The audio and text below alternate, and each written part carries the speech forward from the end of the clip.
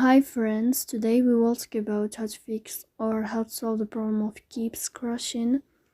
On the application of Gemini, we'll go to settings.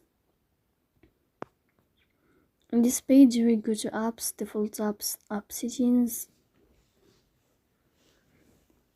In this page, we go to Gemini app and you will click here.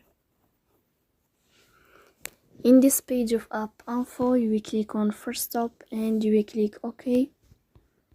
Here you will enter to the window of storage. Then we click on clear cache. But pay attention, don't click clear data because that can delete your account. In the end, you can turn off your phone and you can wait a moment to restart your phone again to fix that problem. So please don't forget to support us by like and subscribe. See you next time.